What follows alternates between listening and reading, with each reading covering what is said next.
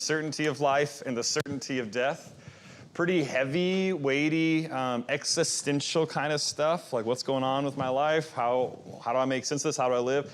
And Ecclesiastes 10 will just come out right on the heels of that and say, here's some wisdom for you. Here's some sensible ideas. Here's the importance of being sensible, maybe in context of the brevity of life and all that. But anyway, so here's, before we even dive in, did anyone find the time to make a 2 to 3 sentence summary of this section?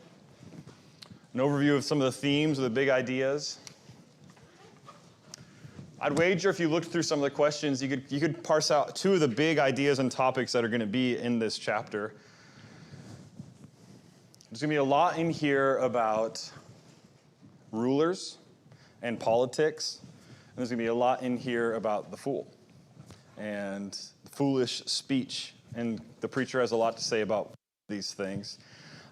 Which, what a perfect time to study a chapter like this, right? Just evergreen. Both the idea of a fool being known by their speech and the difficulties of rulers and politics and all the challenges come with that. Just seems like a really apt time to study this chapter. Anything else about kind of the overview or the summary before we kind of endeavor into the text itself? All right. Well, can I get a volunteer? Can I get a couple volunteers? Let's just read the whole chapter, and then we'll get into it. Let's break it up into, can I get 5 volunteers? Vern, verses 1 through 4. Ricky, 5 through 8, please. Somebody else? Daryl, that'd be 9 through 12. All right. Somebody else? Gene, verses 13 through 16. And then Dave, 17 through 20. I didn't remember any of that, so you guys are responsible for your own. Raise your hand when you're about to read so Greg can get to you. Anytime you're ready, Vern. Okay, 10, 1 through 4. Dead flies make a perfumer's oil stink, so a little foolishness is weightier than wisdom and honor. A wise man's heart directs him toward the right, but the foolish man's heart directs him toward the left. Even when the fool walks along the road, his sense is lacking, and he demonstrates to everyone that he is a fool. If the ruler's temper rises against you, do not abandon your position, but composure allays great offenses. There is an evil I have seen under the sun, an error proceeding from the ruler. Folly is set in great dignity. While the rich sit in lowly place, I have seen servants on horses, while princes walk on the ground like servants. He who digs a pit will fall into it, and whoever breaks through a wall will be bitten by a serpent. He who quarries stones may be hurt by them, and he who splits wood may be endangered by it. If the axe is dull, and one does not sharpen the edge, then he must use more strength, but wisdom brings success.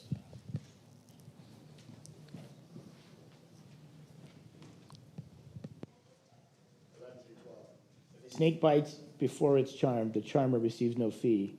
Words from the mouth of the wise are gracious, but fools are accustomed by their own lips, are consumed by their own lips.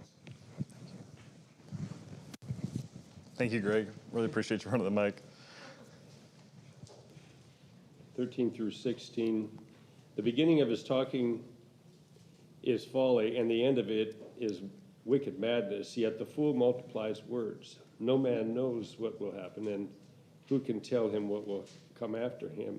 The toil of a fool so wearies him that he does not even know how to go to a city. Woe to you, O land, whose king is at Lad, and whose princes feast in the morning.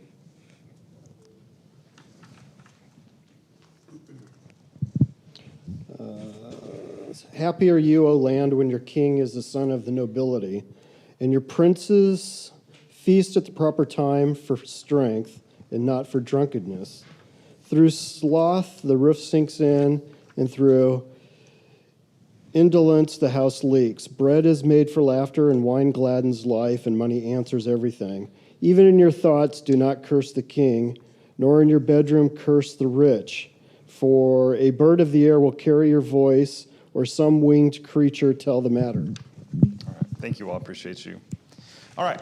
So just right at the beginning, what is this principle articulated in verse 1?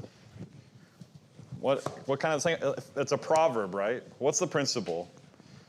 What does he literally say? What does verse 1 say? Yeah, dead flies stink up the joint. I like that paraphrase. Yeah, dead flies particularly stink up what?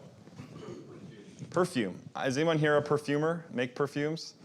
I don't know anything about it, but I know that it takes a lot of distilling and a lot of, you use a lot of precious materials to make a little bit. Think of all the work and the energy into making a lot of it, and then one small fly gets in it, and what happens? It's all ruined. Everything. What's the principle there? He's always using a picture to describe principle, right, Kathy? A little mistake can ruin a lifetime. Yes, a little mistake can ruin a lifetime. Yes. Yeah. Yeah, this is kind of he's kind of picking up, this follows right along or dovetails into the end of chapter 9, where there is a great city besieged and there's a poor wise man who had all this wisdom and no one remembered him. There's this idea that even great wisdom or any kind of great thing can be destroyed by a little bit of evil or a little bit of foolishness or a little bit. This is one person, the commentary I like to read said it this way. Verse 1 puts into a vividly unpleasant form the principle on which the previous chapter ended, that it takes far less to ruin something than to create it. This, incidentally, is part of the advantage enjoyed by evil and of its appeal to the vicious side of us. For to put it as bluntly as the preacher does, it is easier to make a stink than to create sweetness. And I think this is just a really important thing to appreciate about life, right?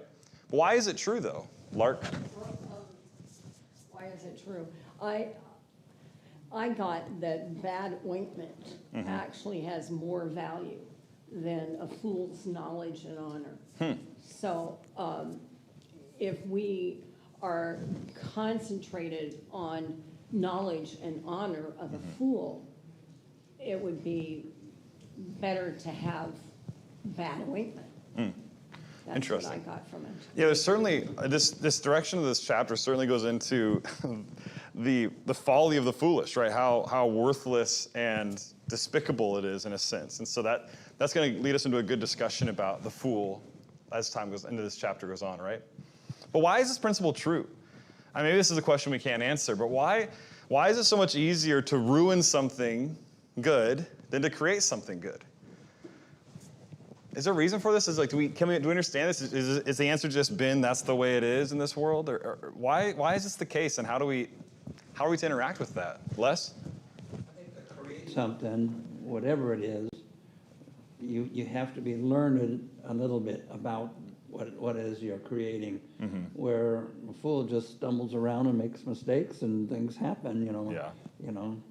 So that's how I would interpret that. Yeah, I think that's a great way to put it. I mean, it takes a lot of detail, and a lot of things, right? Kim? Go. It's kind of like the saying, sticks and stones will break my bones, but words, will never hurt me. Okay, so what I meant to say is, I think it's a different saying. The words that come out of your mouth, they can't be taken back. Yeah. So one fail swoop of a word that is spoken, misspoken, you can't take it back. And it also is kind of like if somebody that you perceive to be wise says something, just one thing foolish, then it brings into question all the other things that they've said. So this is very applicable with words. Yes. Yeah. And that's a great insight to think about the application of this. And it goes into Les's point, right? That it's really the fool stumbling around, right? Like, even the wisest person, if they're not, wisdom isn't just a general quality. It is also an application to every interaction, every sentence, every engagement. You can be wise and still do the most foolish thing in the world, right? If you just don't bring your wisdom with you. And so it's so much, the rule of, talk about the laws of how everything is put together, right? Do you know the law of entropy? Are things generally getting better? Do things generally tend towards perfection? Everything's breaking down. Just look at our bodies as we get older, right? It's just like, that's just the rule of life. Unfortunately, the preacher will talk about that a couple chapters later. Gene? Some things that are very valuable are also fragile, so it's easy to break them. Yeah. You know, an egg is easy to break. To us, it's not very valuable, but it's the life of the offspring of a chicken. Yeah. And so it doesn't take much to destroy it. It doesn't take much to destroy a lot of things. That's why we put so much effort in protecting good things. Yeah. They're actually fragile. And Yeah. relationships particularly can be fragile. And we put a lot of effort into protecting them and keeping them whole because it doesn't take much to damage them. Yeah. So this principle is such an astute observation, and it's so helpful and kind of depressing, right? To kind of I say the word too much in this book, but it's amazing. The other side of this is that it's amazing anything good ever comes together. It's amazing anything good ever happens. You know, you can look at anything that we care about, a good album that a music artist puts out, like how many people, producers, all these people are like involved with it. It's amazing anything good ever comes together with how many dead flies, opportunities for dead flies there are, or any kind of media, or anything really good that gets created or put together. There's so much overcome for something good to be produced. And there's so many points along the way where one fool could ruin it all. So as he gets into this is kind of his entrance, I think, into the wise and the fool, because like so many have been pointing out, Les and Kim, it just takes one moment of foolishness or one fool to destroy the work of many wise people, or many hours of wisdom can be ruined by 1 minute of foolishness. So we start to think about the wise and the fool. What does he say the wise are inclined towards, and what does he say the foolish are inclined towards in these verses? We're still in the first couple verses of chapter 10, right? Yeah, the right and the left. What does he mean by that? Do we think, Les made this comment last week. I have our opinion. Yes, yeah. It's ironic this comes into, maybe not ironic, maybe it is the way it's a very political chapter, right? So these terms are terms we use for politics, and this is pretty funny. But that's probably not what he's saying, right? What do you think the point of this, the right and the left, is? Go ahead, Lark. We're directed by God more to do what is right. And we relate language in that way, whereas the left is that which is left behind, is how I see that verse. Yeah, I think it's interesting how the language we use, right? Like there's word connections in how we use language still. Do you know in the Latin what the word for left-handed is in Latin? Sinister. Do you know that? Sinister. Meanwhile, like the word ambidextrous, you know what it means? Ambi means both. You know what dexter means in like the etymology? It means right-handed. Interesting, isn't it? Ambidextrous means you got two right hands. While being sinister means you're left-handed. It's like it's underhanded. These are kind of the ways these words come about. And you look throughout the Bible, when Jesus in Matthew 25 separates the sheep and the goats, where do the sheep go? To the right. You're on the right track. And the goats go to the left, right? Brett? Where does Jesus sit in relation to God? Yeah, at the right hand. Good. Les? Well, verse 2 talks about the heart. And it seems to be that the heart of the wise, they want to do things that are right. And maybe the heart of the fool doesn't care, and so I think that's another reason why it says that. Yes. No, this is really important to see. That we've been making this point even in Proverbs, but it stands in Ecclesiastes as well, that the fool is not someone of low intelligence or someone who just isn't very bright. The fool's inclined towards bad things. The fool really is someone who doesn't care or maybe specifically scoffs at the wisdom of God. I don't want to do things God's way. If God's right, I don't want to be right. I want to be left, right? This is what the fool says. And so we can be we kind of think that the wisdom literature is harsh on fools, but it's because we define fool as someone who's just kind of, just not the smartest. But that's not the fool. The fool is someone who is given or pursuing the wrong things. I love verse 3, right? Even when the fool walks on the road, he lacks sense, and he says to everyone that he is a fool. There's two ways to read this, I think. One is that the fool is like telling, he can't even keep it to himself how foolish he is and how he talks to everyone. Proverbs would talk about even when a fool restrains his words, he's considered wise. This fool can't even do that. Or maybe just the way that he walks portrays how foolish he is. I heard something interesting recently. Take this for a grain of salt, right? But that people who are mugging people, what they look for is they look at how you walk. And there are people who walk like they have nowhere to go, or they're not sure, or they're uncertain. And it kind of just painted that picture to me where the fool, even the way the fool walks, you can tell that they just don't there's nothing going on in the right direction. Even the way they walk is poorly kind of planned out or lived out.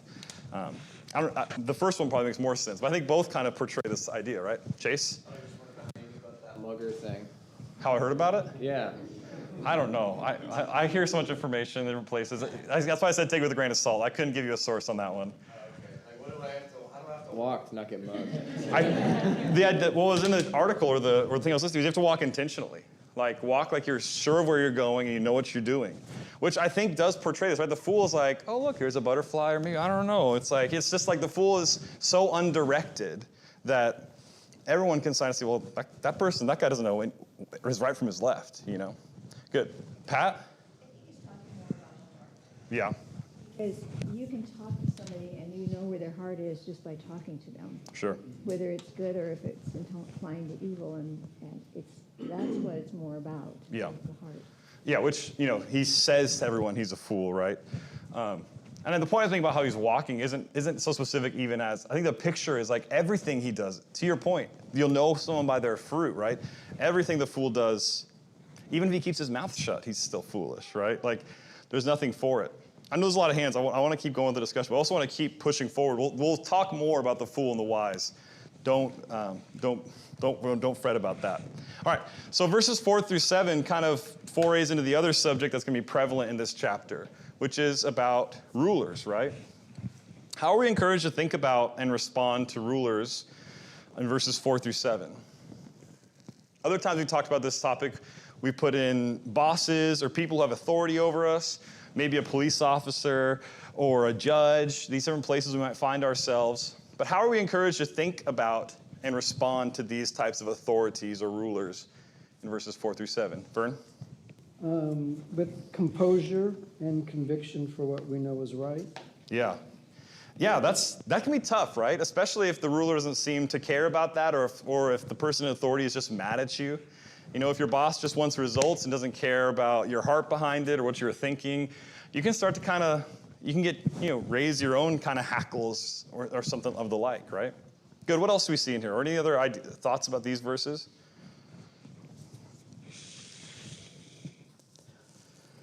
Verses 5 through 7 seem to be, he says that there's an evil I've seen under the sun, an error proceeding from the ruler. And what happens from this when this ruler is in error, when the authority of the land is doing wrong?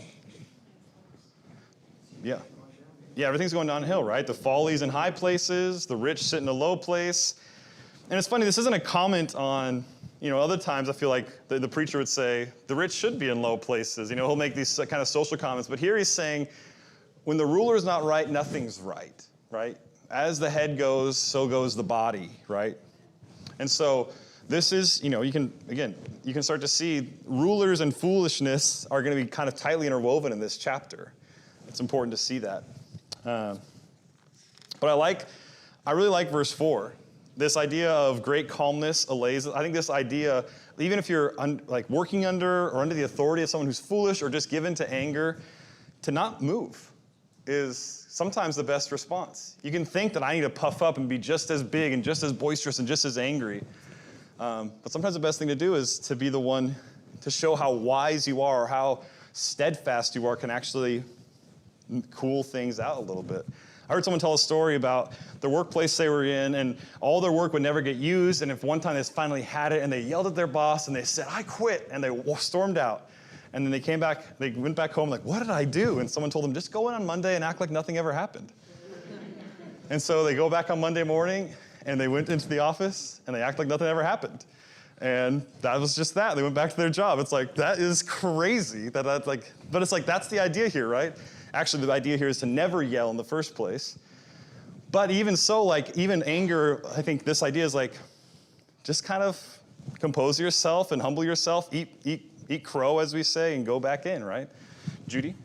Well, I like about not abandoning your position. Mm-hmm. I mean, under circumstances, in the workplace or where you're at, your moral position, not giving up on certain aspects of what you believe. You can do anything and get mistreated as long as you believe in certain aspects, as long as they don't, put a gun to you and say, hey, you can't believe in God, you know, and especially, you know, during the time of the early Christians, you know, saying that you have to do the emperor worship, otherwise we're going to feed you to lions. But, you know, you can do a lot of things that you could kind of live under the radar with.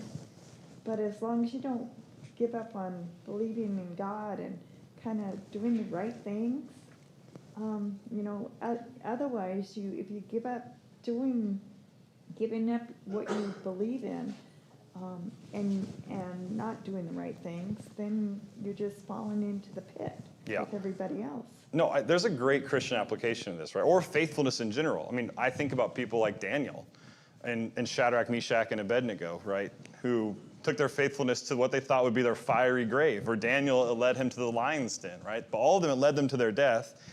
And yet God preserved them physically. But to the Christian, the idea is there's many Christians in the first century, to your point, that led to their actual death.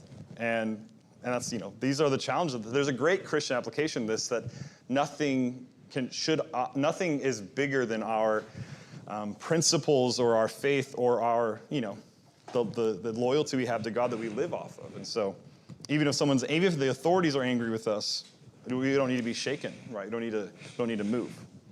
Good. All right, let's move on. And this next section starts to go into this stuff about the one breaking the wall and the digging the pit. Is this just, these verses 8 through 11, are they simply speaking of a series of unfortunate events? You think this, like, it's just like, hey, there's this guy who broke down a wall, he got bit by a snake. This guy dug a hole, he fell into it. Is that what these verses are saying? What do you think the point of these verses are? How are we supposed to understand them? Kathy? It's contrasting the wise with the foolish. Yeah. Yeah, so it's a contrast, again, the wise and the fool, right? But it's you have to kind of chew on this a little bit to find it. It's not so forthright.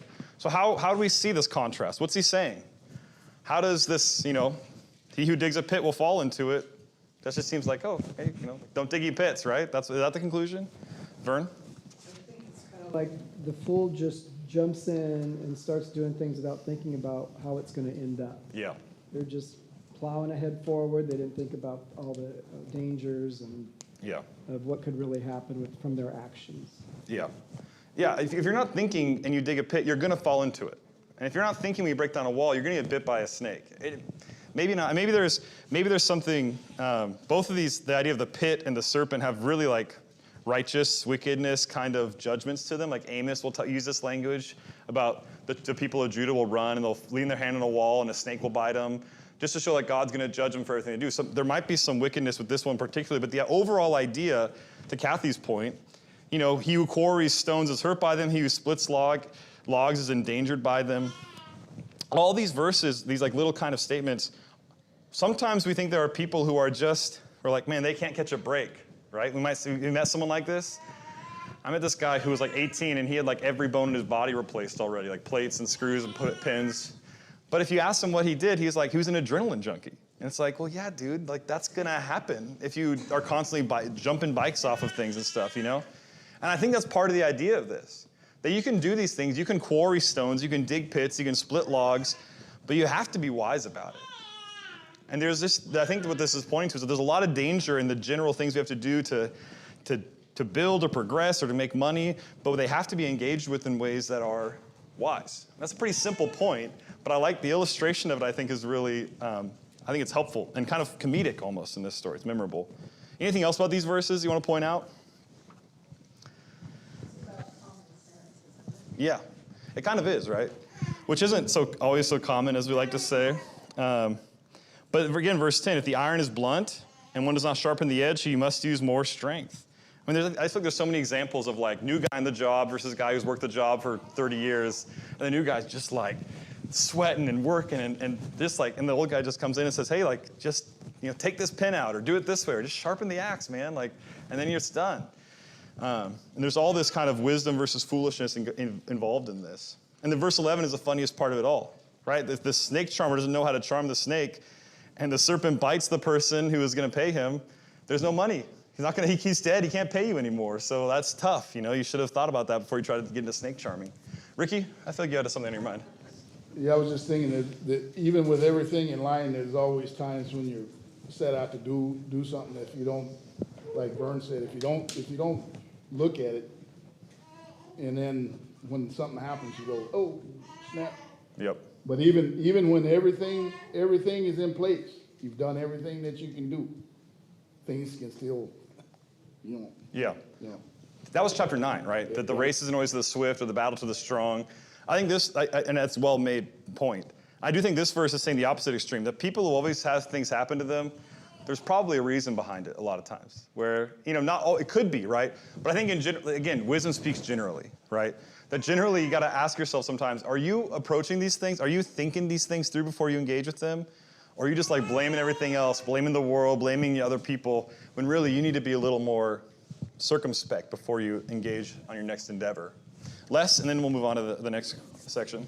This is my thoughts are similar to what Rick was saying. That I know in my life I have done things, worked in the garage or in the yard and so forth, and I get really tired. And I go, man, if I just thought about it, I could have done it just a little bit different, and I maybe wouldn't have been so bad. And, we all think about that after the fact, it seems like. Yeah. Yeah, it's the old saying, measure twice, cut once, right? Things like this. Maybe measure 3 times and cut once. Good. Ricky, then we'll move on. When I rolled down the side, I was telling somebody about when the excavator went down the side of the mountain. And they said, well, why didn't you reach up and grab the train? I said, you kidding me? I'm already in a bad situation. Why would I want to pull a 30,000-ton train down on top of me? Yeah, why don't you think about that? You know what I mean? Yeah. Yeah. No, that's the thing about this, right? We're like, there's all things about this, but I think the engagement with this is make sure to be as circumspect as you can. Because things, again, this kind of falls into the rest of this. One dead fly makes the whole perfumer's ointment stink, right? It's a lot harder for something good to happen. And so what that means is we have to put as much effort into making something go right. It still may not go right, but if we don't put any effort into it, it certainly will not go right? If you dig a hole without thinking about it, you're going to fall into it. That's the idea of this. These are the rules. He who digs a pit falls into it. So if you're going to dig a pit, you better really think about it. That's the idea here. It is common sense. But again, we look around and it's like, man, I guess common sense isn't always so common. And so we really need to kind of engage with this and say, like, he's speaking, maybe it seems obvious, but he's speaking to these obvious truths because so many people live lives of unfortunate events simply because they don't think first. And that's what the wisdom literature is for. All right, so then he gets into verses 11 through 15. He starts to talk about the foolish and the wise. And really what's on the menu in these verses is not just foolishness and wisdom, but it is the words of the foolish and the wise. There's a lot to say about these verses, but why do you think he only spends 1 verse on the wise man's words versus 3 verses on the foolish man's words? More common, right? I mean, anyone can... I like the word bloviate. I don't know if anyone else likes this word, but to me it sounds like what it means. Just someone who's like blowing hot air, just talking and talking and talking with no purpose, right? And I think you're right. It is very common to find someone who is filibustering about something that has no substance or meaning. Why else do you think foolish words might be focused on more than wise ones in these verses? They're more common. Anything else? Vern? I think it's a warning for us to seek out God's wisdom. Sure. Yeah, I mean, Ecclesiastes 5 made that point where the fool going to worship kind of multiplies his words, but the one who comes to worship as he enters the temple of God comes to listen rather than to speak, right? There's so much significance to this. I like how verse 12 goes. The words of a wise man's mouth win him favor. The idea is literally the words of the wise are gracious, is kind of the idea here, which that sounds like New Testament stuff, doesn't it? Ephesians 4, speak only that which is good for building up, that it may impart grace to the hearers. It's not just a wise trait, but it truly is a trait of the godly. That when we speak, it's like a gift. That's what the word grace means. You ever thought about this? That when we speak, it's like you're giving a gift to someone that they'd be excited to unwrap and open and to see what it means. Is that how your words are?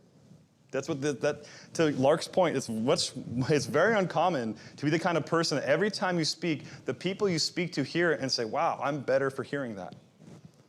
That's a beautiful goal to have, isn't it? I mean, don't think about other people you know that speak a bunch of nonsense. Just think about yourself. Think about myself. How many times do I have these opportunities to talk to somebody and I just talk about myself, or I say something sarcastic, or, worse, right? There's things worse than that. There's so much wisdom and foolishness right here. Anything else about these verses, about the fool's kind of engagement with speaking and talking? Go ahead, Les.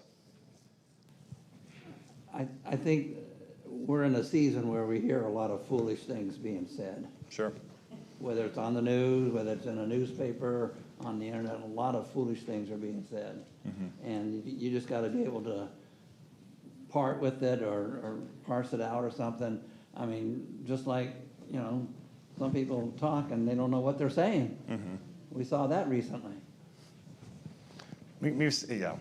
There's also, I think this also pairs well with the idea of like, don't move your position when the anger of a ruler comes. Like there's something about this too where it's so tempting. There's that verse in 1 Peter 2 where it says, it talks about, for it is the will of God that you should silence the ignorance of foolish men. Do you know this verse? This is God's will, that Christians would silence the ignorance of foolish men. And we kind of like rub our hands together like, yes, I'm going to silence these ignorant fools. But you know how he says to do it in that verse? Win the argument with them, right? Yell at them, be just as loud and boisterous as they are. Is that what he says? What does he say? Who knows what he says? What does he say? That by what? Doing good. You might silence the ignorance of foolish men. And specifically in that context, doing good means submitting to those people who are not worth submitting to, who are foolish and ignorant. We submit to them. We show them grace. Again, like the wise man, the words of a wise man's mouth are full of grace. And this is, I think, one of the things where we underestimate as Christians, or we think it's not my responsibility to do this. But like you said, Les, politics and our interaction with them, voting season, certainly bring up a lot of opinions and a lot of strong feelings. And these times where it's so tempting to just get involved in ways that are not helpful. And so these verses stick out, maybe to us particularly this time, to say, that may be how I used to be, that's not how I'm going to be anymore. When I engage in these things, I'm going to silence the people that are ignorant and foolish by my actions. I'm going to live out the grace of God in front of them. I'm not going to try and tell them all the ways they're wrong or engage. It's like, that's not my job. There's a lot in here that I think is really beautiful and challenging for us. But it stands the test of time that the wise and the foolish are this way. Pat, and then we'll move on. I think we go back to earlier in the chapter about the heart. And the tongue, or the heart is revealed through the tongue. And just by talking to somebody, you know what their heart is. Yeah. And then one of our presidents said something about it's better to be silent and thought a fool than open your mouth and read and remove all doubt. Yeah. Is it Abraham Lincoln? I think it was Lincoln, yeah. Yeah. But that was back to the heart. Yeah, yes. Yeah, and it's wise because that's also a retelling of a proverb, right? It's a reframing, a rephrasing of a proverb. Good. So overall, when you think about this section, this chapter, how does it define a fool? This last section, a fool is defined often, like Pat was pointing out, by what? Whenever they open mouth, that person's a fool. Could be me even, How else are fools defined in this chapter? The words of their mouth. Well, where do we start off with in the first few verses? Go ahead, Lark. A fool thinks that everyone is as foolish as himself. Yeah. Maybe so. Yeah, or maybe even worse, I think that everyone else is more foolish than them, right? That's part of the why fools are so foolish. No self-awareness. Anything else? Maria? A fool is like not thinking anything bad will happen till it actually does. Oh, man. That's so true. That's such a well-put phrase. Just like that, nothing bad will ever happen. It's all going to be good until it arrives. So you fall into the pit or the snake bites you, right? Good. Here's a quote I really liked about this from this commentary right here. The little portrait of the fool likewise hints at the inner attitudes that underlie his words. That's what you were talking about, Pat. The heart behind that is revealed by his words. If we laughed at him in verse 3, we see the tragic and dangerous side of him now in these verses 12 through 15. In Scripture, the fool is wrong-headed rather than dull. His thinking and therefore his speaking refuses to begin with God. What did Proverbs say was the beginning of wisdom? The fear of the Lord, right? The fool refuses to begin with that. Verse 13, in fact, makes this clear.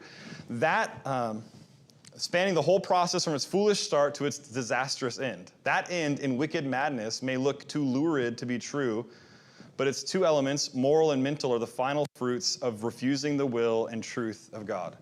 If there are innumerable unbelievers whose earthly end could hardly be described as either wickedness or madness, it is only because the logic of their unbelief has not been followed through, thanks to the restraining grace of God. But when a whole society goes secular, the process is far more evident and thoroughgoing. I just thought this quote from like decades ago was just too timely to not share. You know, the fool, we can kind of laugh at his foolishness as it goes on, but as the preacher keeps talking, you realize that where it may started as kind of funny, ends in wicked madness. And it's not funny anymore. It's sad, it's pitiable, and it's painful to everyone involved.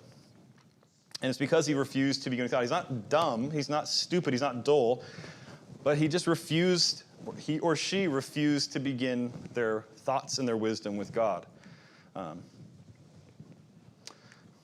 This is what the most, if we look around and say, this isn't the case, the foolish people around me, I don't see it coming to this end, it's because, I like this point he made, that thanks to the restraining grace of God, the logic of their unbelief has not been followed through all the way. This is what makes it so challenging to interact with foolishness in the world and to judge it, is because we think this foolish action certainly should lead to this end. But it is the grace of God for many fools that it hasn't yet, or doesn't. And instead of being outraged by that, I think the Christian attitude ought to be, in my opinion, thank God for his grace, and we better try and intervene. We better engage. We better help. Because when he points out when a whole society goes secular, the process is obvious. It's far more evident and thoroughgoing. I think that's really well put. We may not think that foolishness has these consequences, but then when everyone starts to engage in it, it's obvious. Wow, everything's going down the tubes, right? And I think that this insight about the foolish and the wise, especially interwoven with politics and authorities and rulers, is so apt to think about and to study in an election season, or just any season, really, because it's always true. But as we engage in these things, as people who believe in God, we ought to show that our wisdom is different than those who don't have God. And maybe this season of elections that stress us out or provide so many temptations to be boisterous and angry and argumentative and divisive could actually be an opportunity for us to shine our lights brighter by being wise in action, gracious in speech and in thought. And this wisdom in Ecclesiastes shows that this has always been the case. And it's rare, especially in times like this. It's rare for people to have this kind of wisdom and to live it out in community. But if no one does this, there's no hope for a culture or society like that. Sarah? I think it's really important to remember today that, we know bad company corrupts good morals. And today with the internet, your company includes the voices you're listening to on the news, on the internet, the people you surround yourself with. Those are what are corrupting your good morals. So I think it's so important during really charged political seasons to think about, are you surrounding yourself with fools? Because the words you're repeating are going to be those same foolish words they're saying, and then you're not showing your fruits. We need to start with God and not with our favorite politician, commentator, or any of that. And so we need to make sure we're referring back to the Bible as a wise person should, instead of just surrounding ourselves with foolishness and creating this echo chamber of just repeating things that we don't even understand. And I think that applies to everyone on every side of every issue all the time, because we do live in a fallen world, and that's why it's so important we come together and build each other up during classes like these in study of God's word. Yeah, I think that's well put. Brett? Just building on what Sarah and you said, though, and as someone who has spent a professional life in that particular venue, it doesn't just apply to politics. Yeah. Culture. Yeah. What you entertain yourself with, the people you surround yourself with, the groups you join, your community activities, all that sort of thing. It's vital. So I don't want us to think I've got to just silo this off. Sure.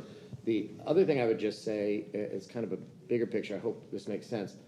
We all sit in here and we think, well, I'm so happy I'm not a fool, right? Yeah. But I think I'm always looking at personal application. There's not so much a difference between fool and foolishness. It is possible to be it's possible to be wise and faithful and still have a lapse into foolishness, right? So I think it's something we need to be on guard on. Rather than think, isn't the fool a fool? I think it's as much meant for us as anyone, don't you think? Absolutely. Yeah, and that's why I wanted to make that point, try to make that point with the first verse. one dead fly makes the whole perfume stink. You can get complacent. Well, I made all this, my life's been this great perfume. I've done all these wise and great things. And then you're like, I can rest and be easy. It's like, well, that's the one fly that's going to make the whole thing stink. Like, that's it. And so we have to be real cognizant and aware that it's an engagement with every moment, not a kind of judgment of my entire life. Does that make sense? Like, I've been more wise than foolish. Well, that doesn't matter. A little foolishness ruins all of it. And I also appreciate that point. It's interesting, all this stuff is interacted with rulers and and authorities, but your point is well made that this wisdom applies, the wise and the fool wisdom applies to every aspect of life: culture, enjoyment, entertainment, anything, professional life, personal life, family life, neighbors, and anything, I think that I really appreciate that point being made. So that leading into the next slide, because he finishes up verse 16, woe to you, O land, when your king is a child and your princes feast in the morning. And he goes into talking about the woe and the happy and kind of finishes off talking about rulers and leaders. How damaging can bad leadership be? I mean, this question is maybe a softball, right? It can be very damaging. So as he starts to talk about this, what part might laziness or I couldn't find a better word. I tried to come up with a more contemporary word than intemperance, because I realized no one ever uses this word. I don't even use this word, but I just was trying to find the right word for this, because when he starts to talk about these kings a child and your princes are feasting in the morning, right? They're eating at the proper time for strength and not for drunkenness. That is intemperance. It's the idea that you're not engaging with food or with drink or any kind of substances or anything with the right kind of self-control. So what part might laziness and intemperance play in these failures? And maybe the question here is, how easy is it to be lazy or intemperate? This is your point, Brett, right? Laziness and intemperance are two of the most common, I think, human behaviors, right? Well, I've worked pretty hard this week. I've done a lot of things. Maybe I can just take a little break, a little sleep, a little rest, a little folding the hands to rest, right? Like a door on its hinges, so is the foolish, slothful man. Intemperance, it's like, well, hey, this is a good meal. Why shouldn't I have a second or a third serving? Or why shouldn't I drink a little more tonight? Why shouldn't I? There's all these ways we can engage with anything, right? And it's funny, when you start to get these things up at the top, you see their damage. But in my life, if I'm at the top of anything, or if anything flows down from me, we might not see the damage it does as much because I'm not being damaged by it. I'm enjoying the laziness, and I'm enjoying the intemperance, but everyone around me suffers for it, right? And so he looks at it, the preacher looks at it and says, look how obvious this is up in the highest echelons of society. I'm paying the price because my boss, my ruler, my leader is lazy, and now I have to do the work. Or he's intemperate, and so nothing is going right. But now it's like, well, oftentimes our response is, well, I'm going to do the same. I can enjoy it now. I can be lazy. And I think to the point Brett made it a little while ago, we can look at this and point fingers, but the encouragement here is to see the damage this does and to engage ourselves in the right way with these things. To not be lazy, to not be intemperate, rather to work hard and to be tempered rightly. And so all this advice on wisdom and foolishness, rulers and politics aren't just about these things, but truly are about how are we engaging in our community life? How does my personal virtue and my personal wisdom or foolishness, how does it impact the community I live in? And you can define community as small or as big as you want. Because truly community is made up of individuals, no matter the 300, 400 million citizens in the USA, the 150, 160 members of Kirkland, the 4, 5, 2 people in your family, doesn't matter. That community is damaged or strengthened by your wisdom and your foolishness. And you have to be self-aware and self-interrogate to see what's my role in this. That's what these chapters are challenging us to do. So anyway, one dead fly makes the whole perfumer's oil stink. All right? That's the goal, is to get rid of all the flies. So I love you all. Appreciate your comments. I really enjoyed this discussion. I have questions for next week. We're going to finish the book next week and then give another week to kind of break it all down.